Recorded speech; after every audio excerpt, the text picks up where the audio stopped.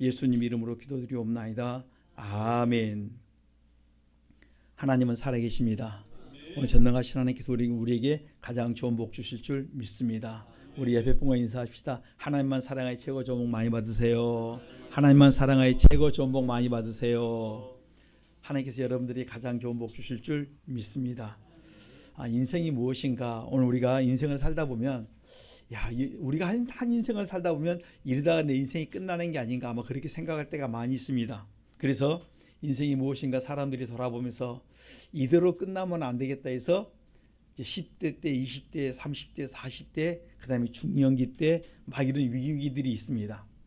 그러면서 사람들은 무엇인가 하고 무엇인가 업적을 남기고 싶어서 사람들이 그때마다 일을 시작했는데 시도를 한 것이 좋게 끝나면 좋은데 그것이 욕심이 되어가지고 어려움을 당하고 그 다음에 인생에 이루 말할 수 없는 그 수치를 당할 때가 있습니다. 여러분 우리에게 주어진 시간에 하루하루를 성실히 살아갈 수 있기를 간절히 부탁합니다. 왜냐하면 살다 보면 사람들이 사춘기의 위기도 있지만 중년기의 위기가 있습니다. 중년기의 위기에는 사람들이 많이 갈아엎습니다. 하던 직장을 그만두고 사업을 한다든지 생각지 않은 일을 하다가 많이 어려움들을 많이 당합니다. 왜냐하면 인생이 무엇인가, 내가 지금까지 해왔는데 잘 살아온 것 같은데 이게 무엇인가, 그러면서 사람들이 한 번씩 뒤집습니다. 그리고 인생을 한번 바꿔보기를 원합니다. 그러다가 인생이 어려움을 당하는 걸 많이 보았습니다. 그래서 오늘 우리 성경은 이렇게 우리 인생에서 많은 것을 이야기하는데 야고보서 1장 9절로 11절에 보면 인생은 마치 풀의 꽃과 같다 이렇게 말씀해 주고 있습니다. 해가 돋고 뜨거운 바람이 불어 풀이 말리우면 꽃은 떨어져 그 모양이 아름다운 곳이 없어지는데 인생은 풀의 꽃과 같다 이렇게 말합니다. 여러분 이 앞에 있는 그 꽃을 보면 알 수 있습니다. 오늘은 너무너무 아름답습니다. 한 주일 지나면요, 내일 모레 일주일 지나면요 싹 다 사라지고 없어지고 또 다른 꽃이 나오기 시작합니다. 우리 인생은 이와 똑같다 이렇게 말합니다. 여러분 고운 것도 금방금방 자꾸 사라져 갑니다. 여러분이 갖고 있는 모든 것들이 순간순간 다 사라져 나간다는 것입니다. 그래서 베드로전서 1장 24절로 25절에 보면 모든 육체는 풀과 같고 모든 영광은 풀의 꽃과 같다 이렇게 말씀합니다. 여러분 우리 인생은 풀의 꽃과 같은 것입니다. 그래서 야고보서 4장 14절에 보면 너희 생명은 잠깐 보이다 없어지는 안개와 같다. 참 내 인생에 대해서 성경은 많이 논해놨습니다. 내 인생은 뭐냐면 잠깐 보이다가 여러분 순식간에 사라져가는 안개와 같습니다. 내 주변에도 그런 사람들이 많이 있습니다. 조금 전에 보였던 분이 안 보일 수도 있고 만났던 분들이 안 만날 수도 못 만날 수도 있습니다. 그래서 우리들은 자꾸 내일 일을 자랑하지 말라 이렇게 말합니다. 잠언 27장 1절에 보면 내일 일을 자랑하지 말라 한차패 그 한차패 일을 알지 못한다. 하루 동안에 무슨 일을 일어날지 우리는 아무것도 알 수 없는 우리 인생이다. 그러므로 너희들은 자랑하지 말고 또한 조급해하지도 말고 오늘 하루하루 주어진 그 일에 감사하며 살아라 이렇게 말씀해 주고 있습니다. 전도서 1장 2절에 보면 헛되고 헛되니 모든 것이 헛되도다.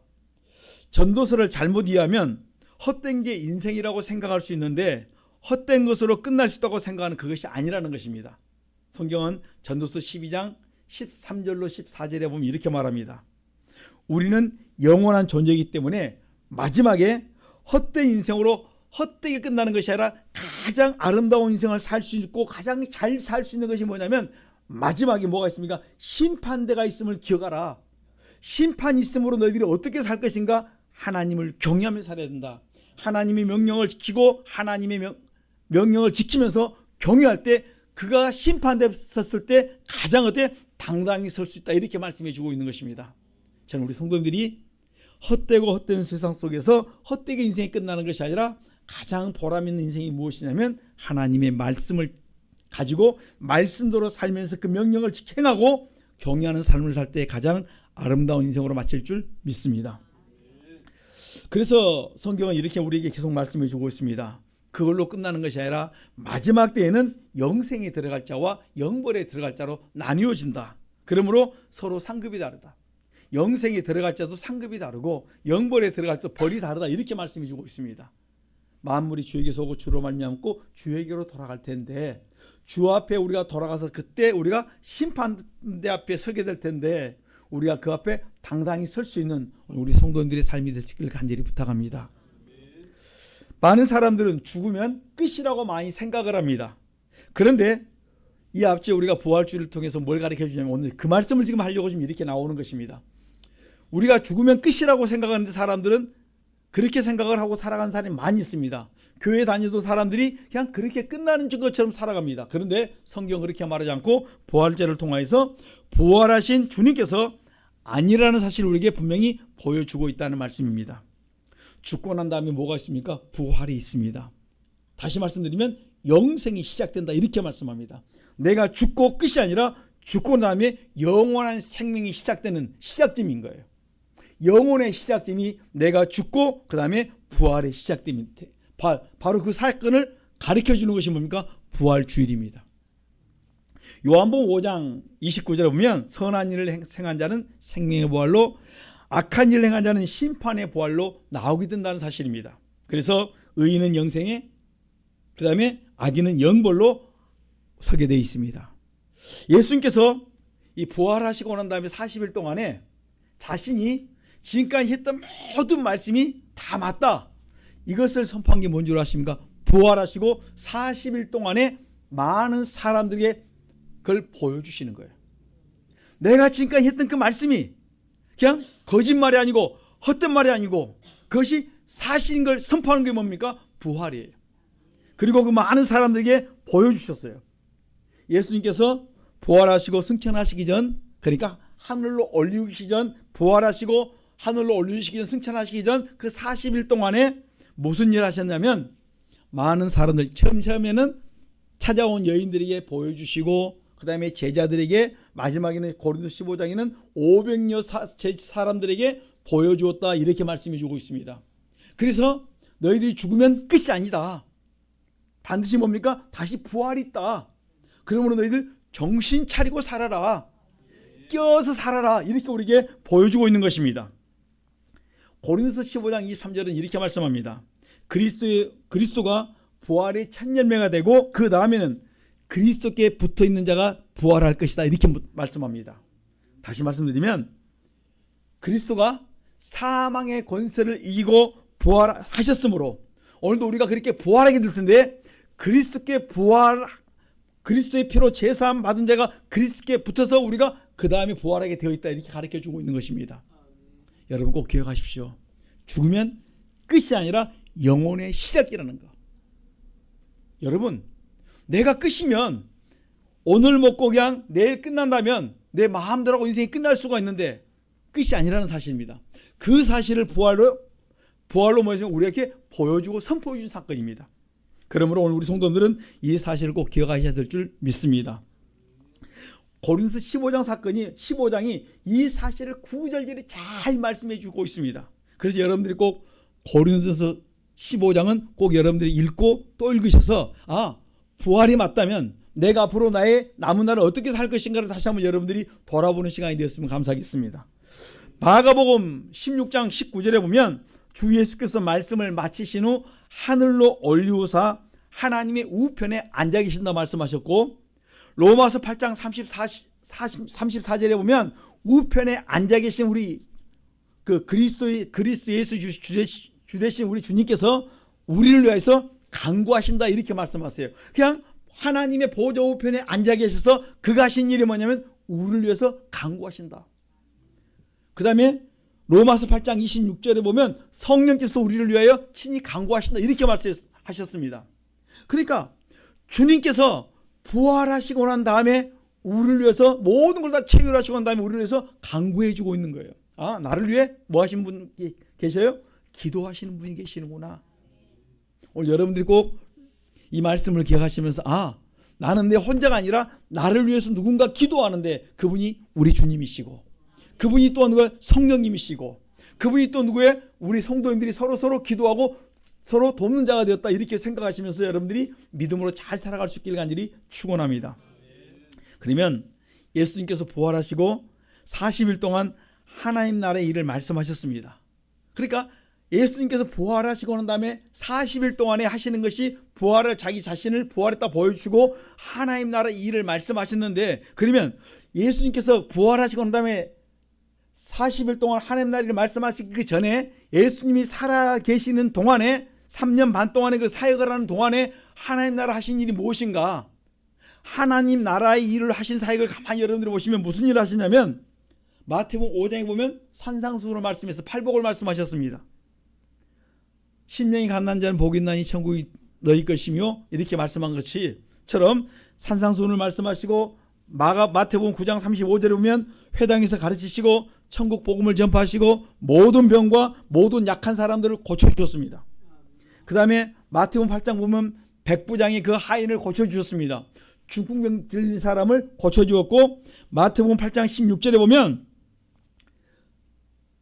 우리가 그 잘 알듯이 그 귀신들을 쫓아내고 병든 자들을 고쳐주었다, 이렇게 말씀하세요. 사람들 속에 뭐가 있어요? 귀신들이 있는데 그들이 갖고 온 게 뭐예요? 병과 함께 갖고 왔는데 그 귀신을 쫓아주니까 병들이 고침받고 또 깨끗이 치료받는 역사. 그리고 그 다음에 사람이 온전하게 되는 것들을 우리가 보았습니다.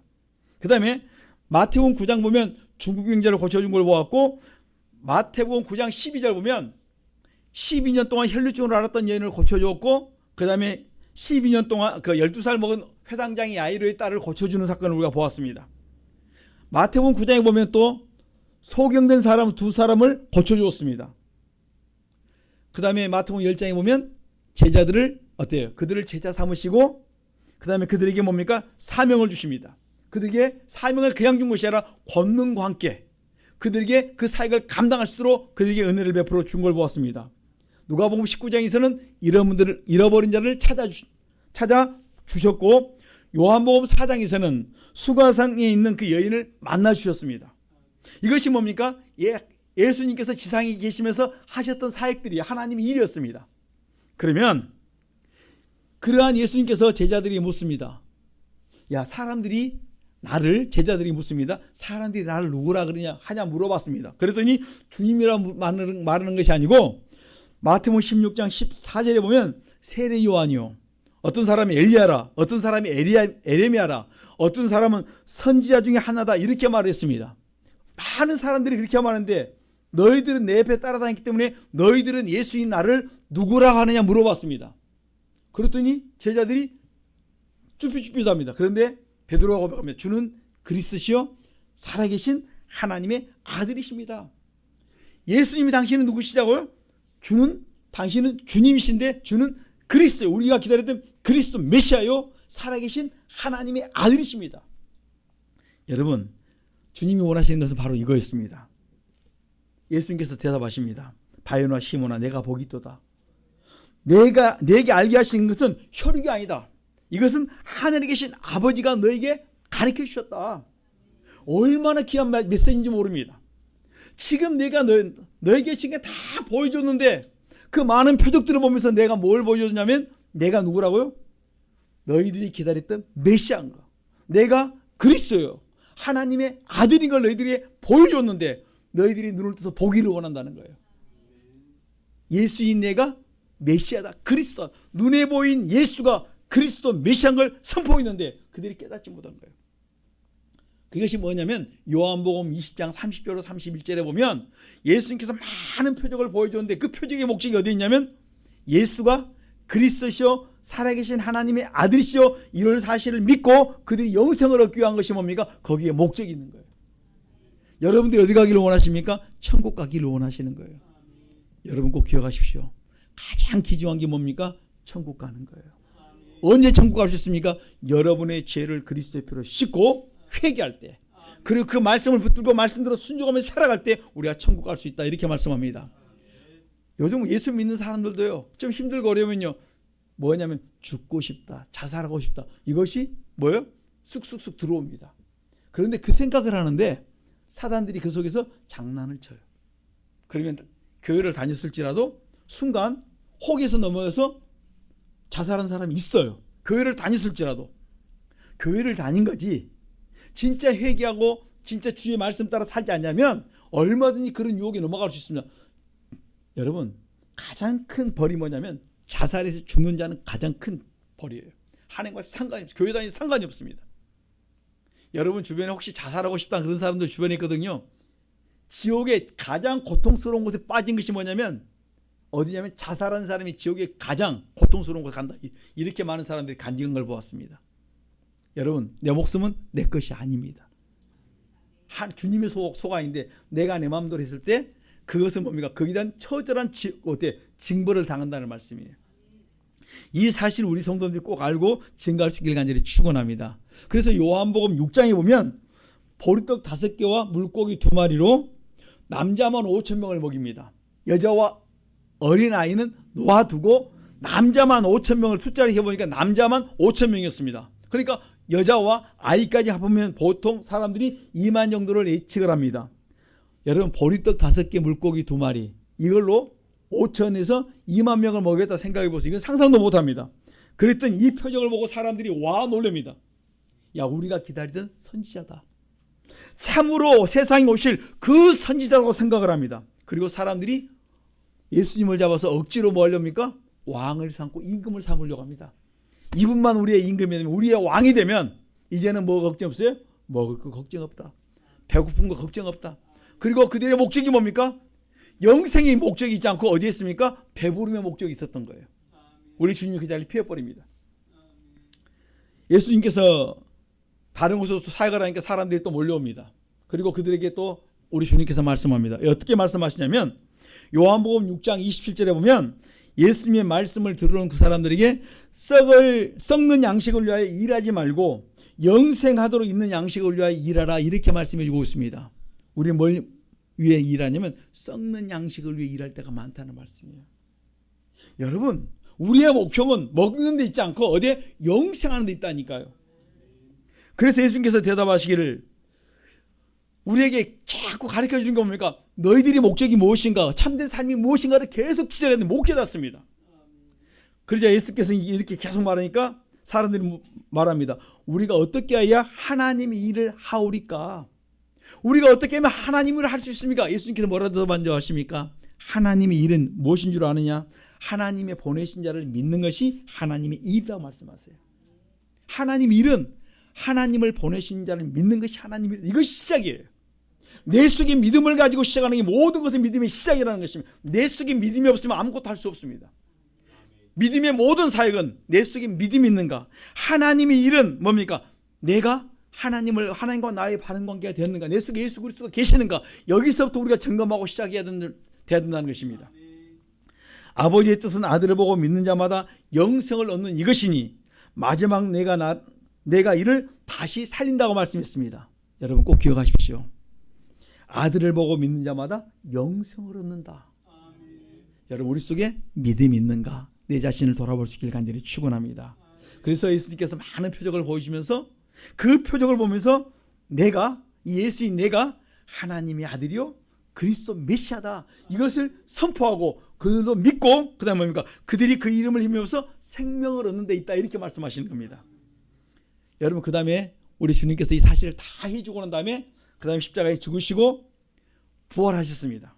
그리고 이제 부활하시고 난 다음에 하나님의 나라 일을 하셨습니다. 그것이 뭐냐? 그 사역을 하시고 난 다음에 그들에게 마지막으로 가시면서 승천하시기 전에 주셨던 메시지가 뭐냐면 우리 마태복음 28장입니다. 한번 좀 보십시다.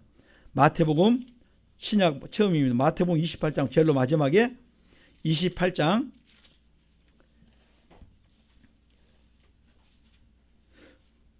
부활하시고 승천하시기 직전에 주셨던 마지막의 말씀입니다. 28장 16절로 20절의 말씀 우리 한번 같이 읽어봅니다. 시작. 11 제자가 갈릴리에 가서 예수의 명하시던 산에 이르러 예수를 배웠고 경배하나 오히려 의심하는 자도 있더라. 예수께서 나와 일러 가라사대 하늘과 땅의 모든 권세를 내게 주셨으니 그러므로 너희는 가서 모든 족속으로 제자를 삼아 아버지와 아들과 성령의 이름으로 세례를 주고 내가 너희에게 분부한 모든 것을 가르쳐 지키게 하라. 볼지어다 너희와 함께 있으리라 하시니라. 아멘. 예수님께서 마지막 우리에게 주신 메시지가 뭡니까? 오늘 이 말씀이세요.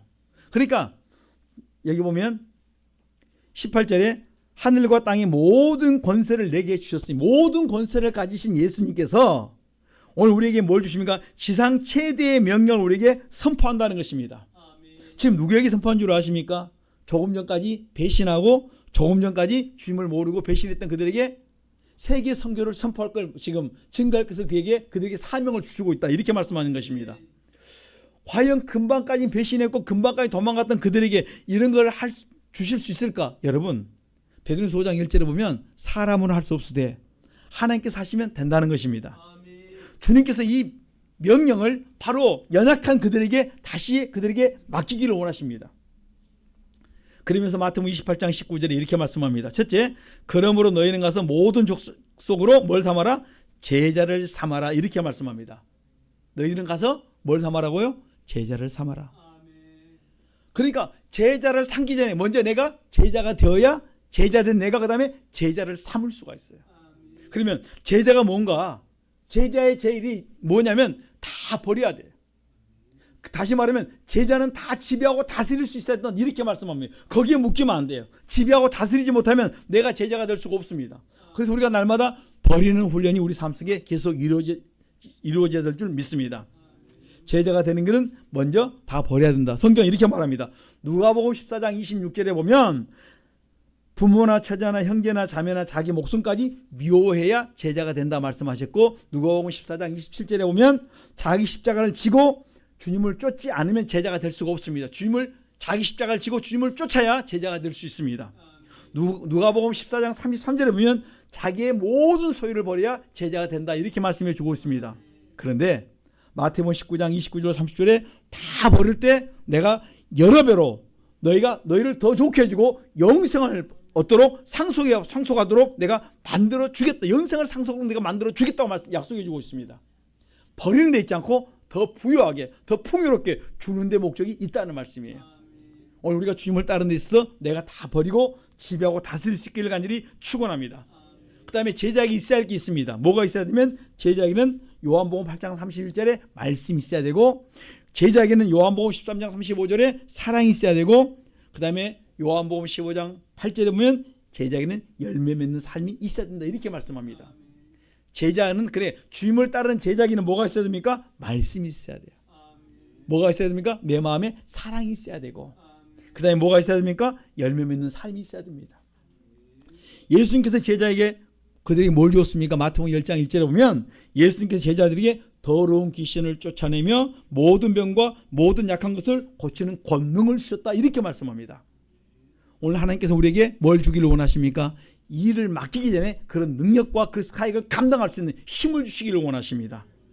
마태복음 13장 보면 천국의 비밀을 아는 것은 제자에게 허락되었지만은 외인에게는 모든 것을 비유로 했다, 이렇게 말씀해 주고 있습니다. 저는 우리 성도들이 이 비밀을 바로 깨닫고 이 비밀에 합당한 삶을 살아갈 수 있기를 간절히 축원합니다. 그러니까 첫째, 제자를 삼고 너희는 가서 모든 족속으로 제자를 삼으려면 먼저 내가 제자가 돼야 되니까 내가 제자 되는 삶을 살도록 지금 몸부림을 치셔야 되고, 그 다음에 내 속에 뭐가 잘못되는가 찾아서 제자의 삶을 살아가도록 여러분 기도하면서 내 자신을 돌아볼 수 있기를 간절히 축원합니다. 그 다음에 아버지와 아들과 성령의 이름으로 세례를 주고, 내가 먼저 세례 받아 죽어야 돼요. 세례는 한마디로 뭡니까? 죄에 대해서 죽는 것입니다. 내가 그리스도와 함께 죽고 그리스도와 함께 사는 것이 세례입니다. 세례란 그리스도로 말미암아 세상에 대해서 나를 십자가에 못 박고 내가 또한 세상에 대해서 십자가에 못 박히는 것이 세례라고 갈라디아서 6장 14절에 말씀해 주고 있습니다. 세례는 내가 그리스도와 함께 죽는 거예요. 여러분, 죽는다는 말은 내가 내 세상적인 모든 것들이 하나하나씩 내려놓는다는 거예요. 거기에 내가 묶이지 않는다는 것입니다. 그리고 내가 거기서 완전히 자꾸 죽는 것입니다. 갈라디아서 2장 20절에 보면 내가 그리스도와 함께 십자가에 못 박혔나니 그런즉 이제는 내가 산 것이 아니요 오직 내 안에 그리스도가 사신 것이라. 내가 그리스도와 함께 자꾸 죽어요. 그래서 그리스도가 내 안에 살아서 나를 이끌고 나를 주장해 나가겠다, 이렇게 말씀합니다. 우리가 그리스도와 함께 죽기를 간절히 축원합니다. 그 죽는 게 뭐냐면 여러분의 죄를 나오는 죄성을 날마다 그리스도표로 회개하는 것이 죽는 자의 삶이에요. 하나님, 이런 나의 죄성이 나옵니다. 이런 내가 세상을 막 즐기고 세상에 끌려가는 것이 나옵니다. 이것을 회개하는 삶을 말씀해 주고 있습니다. 사도행전 2장 38절에 보면 세례는 제3을 얻어야 되는 거예요. 믿고 세례받고 제사 먹고 나면 뭘 주십니까? 성령을 주시는데, 성령을 받기 전에 뭡니까? 우리가 제사 받을 때 성령 역사가 일어나기 시작한다는 말씀이에요. 사도행전 3장 19절에 보면 너희는 회개하고 돌이켜 죄 없이 함을 받아라. 회개하고 뭐 하시라고? 돌이켜 죄 없이 함을, 깨끗하게 너희 모습을 깨끗이 씻어 그 죄를 자백한 정도로 끝나는 것이, 그 죄에서 돌이키도록 여러분들이 뭐 자신을 돌이키셔야 돼요. 죄에서 떠나야 돼요. 히브리서 12장에 보면 죄와 싸우되 피 흘리기까지 싸워야 된다 이렇게 말합니다. 여러분 이게 쉽지 않습니다. 그러시죠? 금방 안 하겠다 해놓고도 돌아서면 또 그 짓을 합니다. 제가 그래요. 안 해야지 하면서 또 넘어지고, 안 해야지 하면 또 넘어집니다. 자꾸. 그런데 회개하다 보면 어느 순간에 보면 조금씩 이제 거기에 대해서 약해지는 걸 봅니다. 여러분 그게 평생을 싸우는 부분들입니다. 그래서 육체와 함께 정과 욕심을 날마다 십자가에 못 박는 우리의 삶이 훈련되어질 수 있기를 간절히 축원합니다. 세례는 제 몸이 멸하여 다시는 죄의 종로로 되지 않겠다는 것이 우리의 삶의 모습이라는 거예요. 다시 말씀드리면 하나님의 백성으로서 이제는 하나님의 말씀을 따라 순종하며 살아가겠다는 것이 세례받는 자의 삶의 모습이라는 거예요. 내가 세상을 따라가지 않고 말씀을 따라 순종하겠습니다. 이것이 우리의 세례사의 삶의 모습입니다. 그러니까 내가 세례를 주고, 그럼 내가 먼저 성령의 이름으로 세례를 받고 그 다음에 세례자의 삶을 살아가는 거예요. 20절입니다. 내가 너에게 분부한 모든 것을 가르쳐 지키게 하라. 뭘 가르쳐 지키게 합니까? 경외를 가르쳐 지키게 하라. 사는 날 동안 너희들이 뭡니까? 내가 경외를 배우고 너와 자녀와 자손들에게 경외를 가르쳐 지키게 하라. 이것이 뭡니까? 우리에게 주셨던, 어떻게 주님이 우리에게 주셨던 지상 명령이에요. 제자를 삼고 세례를 주고 그 다음에 너희들은 경외를 가르치는 거예요. 여러분 경외가 무엇입니까? 너무 잘 알고 있습니다. 그런데 안 돼요. 경외가 너무 무엇입니까? 경외는 악을 미워하는 거예요. 그 다음에 교만과 거만과 악한 행실과, 교만과 거만과 악한 행실, 내가 겸손이 안 됩니다. 교만합니다. 자만합니다. 거만합니다. 겸손하고 싶은데 조금만 잘 되면 교만합니다. 경외인데 그게 잘 안 되는 거예요. 머리로 아는데 삶으로 안 되는 거예요. 조금만 하면 내가 나옵니다. 내 자랑이 나옵니다.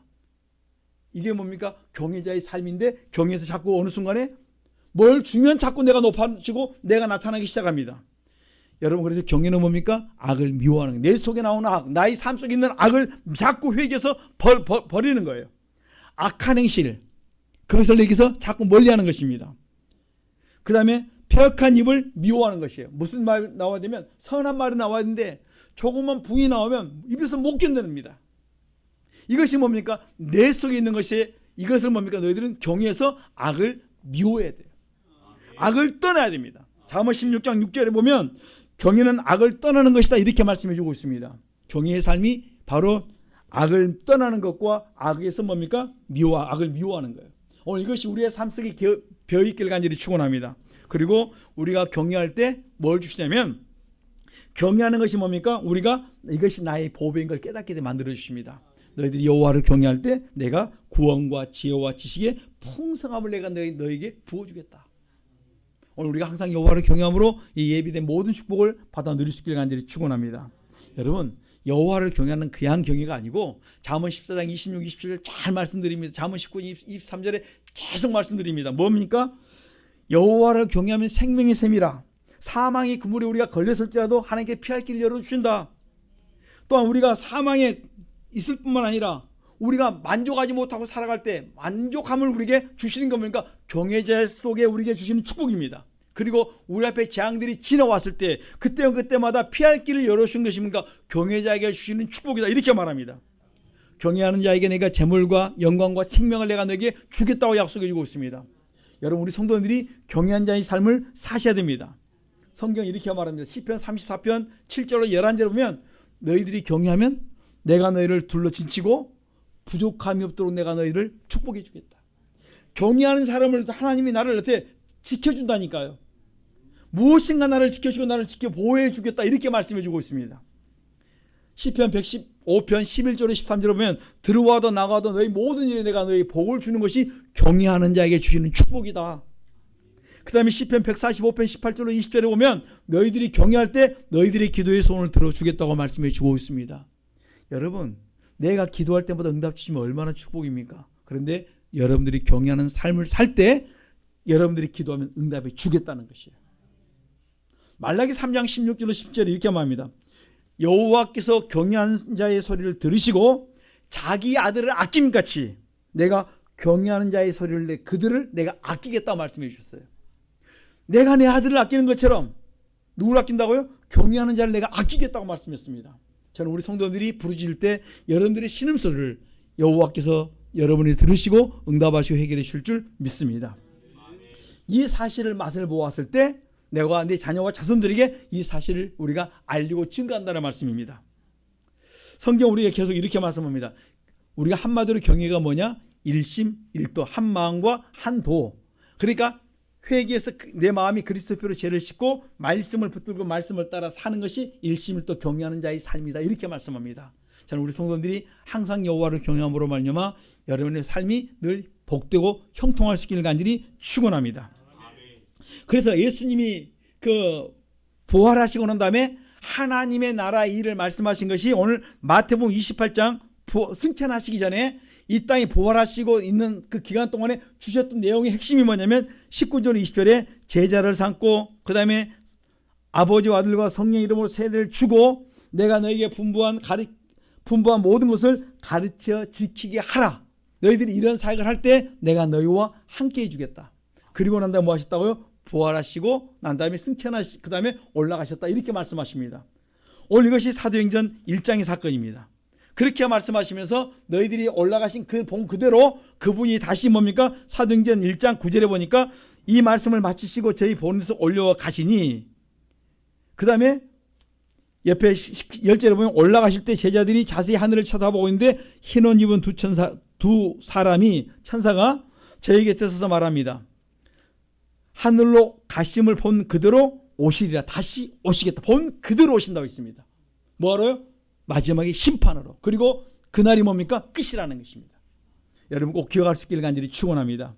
그러니까 이 사실을 다 받았던 이제 제자들이 뭐 한 줄 아십니까? 지상 명령을 받았던 그것을 가지고 사도행전 1장과 2장에 보면 제자들이 기도에 힘쓰고 기도에 힘쓸 때 뭘 줬습니까? 그들에게 성령의 충만함을 주었고 성령 충만함을 받은 그들이 복음의 담대함을 가지고 선포하기 시작했습니다. 말씀을 증가하고 말씀을 증가하는 중에 병자들이 낫고 많은 기적과 역사를 체마했고 많은 사람들이 믿는 자가 많아졌다. 이렇게 말씀해 주고 있는 것입니다. 그 다음에 사도행전 2장 44절로 40절에 보면 그 말씀을 들었던 성도들이 교제가 이루어졌고 성김이 이루어졌고 그 다음에 막 그로 인하여서 많은 믿지 않았던 사람들이 주 앞으로 많이 돌아오는 역사들이 일어나기 시작했습니다. 여러분 복음 안에 거한 자의 삶을 살아갈 때 여러분이 소금과 빛의 역할을 감당할 때 여러분의 삶을 보고 믿지 않은 사람들이 주 앞에 더 나와야 될 줄 믿습니다. 그 다음에 고린도후서 11장에 보니까 영혼 구원을 위해서 목숨 냈고 복음을 전하고 그 다음에 뭡니까? 선교에 나갔을 때 많은 영혼들이 주 앞에 돌아온 걸 우리가 알 수가 있습니다. 그러니까 이 복음을 받았던 이 사명을 받았던 그 제자들이 한 것이 뭐냐면 하나님 나라의 일을 가지고 뭐였냐면 복음 전도했고 주변 사람들에게 봉사하고 섬기는 삶을 살았을 때 그들이 뭡니까? 같이 이 복음 안에 거하는 삶을 살게 되었다. 이렇게 말씀해 주고 있습니다. 심지어는 디모데후서 1장 17절에 보면 우리가 잘 말씀드렸던 것처럼 오네시보로가 바울이 감옥에 갇혔을 때 그 머나먼 길을 배를 타고 가서 감옥에 갇혀 있는 그 바울에게 뭡니까? 그가 돌아가서 베풀고 섬기는 삶을 살았다는 거예요. 빌립보서 2장 25절에 보면 에바브로디도가 자기도 중병이 걸려서 죽을 병이 걸렸음에도 불구하고 그리스도를 위하여 목숨을 내놓고 그들을 섬기는데 아끼지 않았다. 이렇게 복음을 위하여 아끼지 않았다. 이렇게 말씀합니다. 하나님의 나라를 위하여 그들이 뭡니까? 자기 목숨까지 내놓고 일을 했다. 이렇게 말합니다. 하나님의 나라를 위하여 그들이 하고 있는 것이 뭡니까? 복음 전도와 이웃을 돌아보고 섬기면서 그들이 함께 생명 얻는 그 일에 그가 모든 삶을 다 드렸다는 것입니다. 그렇다면 오늘을 사는 우리 성도들은 어떻게 살아야 되겠습니까? 여러분 꼭 기억하십시오. 성도들이 우리 믿음의 선배들이 걸어갔던 그 길을 우리가 가야 돼요. 성경 보면 로마서 16장 2절에 보면 이렇게 말합니다. 베베가 여러 사람과 사도 바울의 보호자가 되었다는 것처럼 주변을 많은 사람들에게 베풀고 섬기면서 그들을 어때요? 잘 돌봐줬던 것처럼 오늘 우리가 우리 주변 사람들에게 그런 사역을 감당하라는 것입니다. 그러려면 우리 성도들이 첫째 뭐하냐면 베드로서 3장 11절에 보면 모든 경건과 거룩한 삶을 내가 먼저 살아야 된다는 거예요. 내가 그들에게 뭡니까? 유익한 삶을 살지 못했을지라도 오늘부터, 전에는 무익한 자였지만 오늘 이 시간부터 내가 뭡니까? 이제는 지상명을 받은 우리 성도들이 오늘부터는 내가 유익한 자의 삶을 살자는 거예요. 어제까지는 내가 그리스도 밖의 삶을 살았을지라도 오늘부터는 우리가 그리스도 안에서 새 출발하자는 말씀이에요. 2024년까지는 내가 어떻게 살았던 거 과거 묻지 않습니다. 2025년 이 4월달과 5월달 경계에 있는 이때 우리가 할 수 있는 건 뭐냐면, 내가 거룩함과 경건한 삶을 계속 살아서 이제부터 내가 예수 믿었더니, 내가 주님을 만났더니 내 삶에 놀라운 축복이 있었다, 이 사실을 뭡니까? 사람들에게 증거하자는 말씀이에요. 그게 외적인 축복도 있지만 첫째는 뭡니까? 내 속에 그 주님이 주신 그 감사와 기쁨이 우리 속에 넘쳐나야 될 줄 믿습니다. 성경을 우리 이렇게 말합니다. 에베소 5장 18절에 보면 술 취하지 말라, 이는 방탕한 것이니 너희들은 성령 충만을 받아라. 오늘 우리 삶이 세상이 취하지 말고 성령 충만한 삶을 살 것을 우리에게 당부해 주고 있습니다. 에베소 5장 19절로 20절에 보면 시와 찬미와 신령한 노래로 서로 화답하라. 우리 속에 뭐가 있어야 됩니까? 시와 찬미와 신령한 노래로 서로 화답하며 너희 마음으로 주께 노래하며 찬송해라. 요즘 많은 사람들이 어딜 잘 가진 줄 아시죠? 노래방 잘 갑니다. 여러분, 노래 중에 최고의 노래가 뭔 줄 압니까? 찬송가예요. 노래는 유행가는 흘러갑니다. 그 다음에 시간 지나고 어떤 것은 어떻게 부르면 짜증납니다. 그런데 하나님의 말씀으로 감동되어서 불렀던 찬양들은요, 부르면 부를수록 그 영적인 것이 더 깊어지고 더 그 속에서 뭡니까? 생명을 살리는 역사가 일어나기 시작합니다. 저는 우리 성도들이 많은 찬양과 감사 우리 속에 넘쳐날 수 있게 간절히 축원합니다. 그래서 시와 찬미와 신령한 노래가 우리 속에 있기를 간절히 부탁합니다. 그 다음에 성령 충만한 삶의 모습이 뭐냐면 범사에 하나님께 감사하는 삶을 산다, 이렇게 말씀합니다. 우리가 성령 충만하다 말하면 고린도서 12장처럼 은사 9가지 은사 막 여러 가지 은사를 막 그것만 가진 게 성령이 충만한 줄 아는데, 여러분 은사도 받아야 돼요. 은사도 받지만 또한 이런 삶 속에서 이런 삶이 우리 속에 풍요로워져야 된다는 거예요. 저는 우리 성도들이 양쪽으로 다 풍요로웠으면 좋겠습니다. 고린도서 12장에 보면 각가지 은사들이 다 있습니다. 애언과 방언과 방언 통역과 그 다음에 여러 가지 생각지 못한 은사들이 많이 있지만은 그것도 성령 충만한 부분의 한 부분입니다. 또한 여기 보면 에베소 5장 8절로 18절로 19절 20절로 보면 이것도 역시 시와 찬미와 신령한 노래와 그 다음에 감사가 이거 뭔가 성령 충만의 부분이라는 거예요. 이 모든 것들이 우리의 삶 속에 다 조화로 어우러지면서 이러한 삶이 나의 생활화될 때 여러분을 통하여 많은 사람들이 주 앞에 돌아올 줄 믿습니다. 저 사람 보니까 예수 믿는 사람 같아. 여러분 고린도서 1장 31절에 보면 너희들이 먹든지 마시든지 무엇을 하나님 영광 올려라. 그리고 난 다음에 32절에 많은 사람에게 거치는 자가 되지 말고 33절에 내 삶으로 남에게 유익을 줘서 나로 인하여 그들이 유익을 받고 그 다음에 예수 믿게 해주어라. 그들이 유익을 줘서 예수 믿는 자가 되게 만들어라, 이렇게 말씀하는 거예요. 여러분의 삶이 그들이 유익을 줄 수 있기를 간절히 축원합니다. 여러분의 착한 행실로 말미암아 그들로 하여금 예수 믿게 만드는 것이 우리의 사역인 줄 믿습니다. 오늘을 사는 내 삶 속에서 여러분들이 가정과 직장과 여러분의 동네에서 여러분의 사역지에서 뭐 하시자고요? 그들에게 유익을 줄 수 있는, 그리스도 안에서 여러분들이 남에게 유익을 줄 수 있는, 요한복음 13장 34절로 35절에 사랑하는 것이 여러분의 삶 속에 나타날 수 있는 우리의 삶이 되어주시길 간절히 축원합니다. 그 성경은 이렇게 말씀합니다. 예수님 때문에 너희가 종이 되어라. 예수 믿기 때문에 내가 참고, 예수 믿기 때문에 내가 종이 되어주고, 예수 믿기 때문에 내가 뭡니까? 섬김의 길을 걸어가는 거예요. 왜냐하면 주님이 나에게 명하셨기 때문에, 주님이 나에게 말씀하셨기 때문에 내가 그렇게 하는 거예요.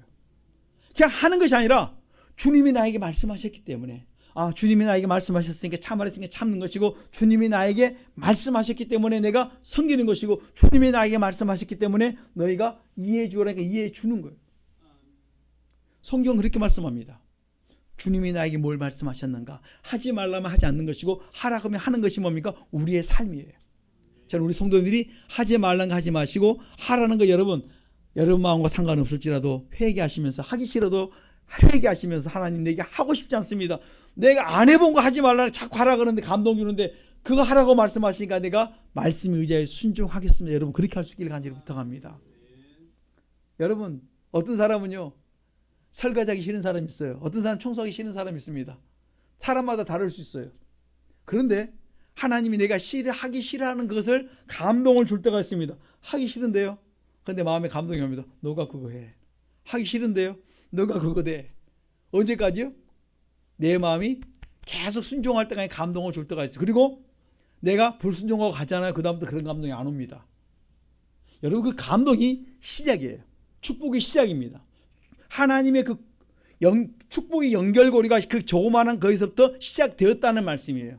내 마음에 생각지 않은 자꾸 말씀에 의지하여 살기를 자꾸 원하거든.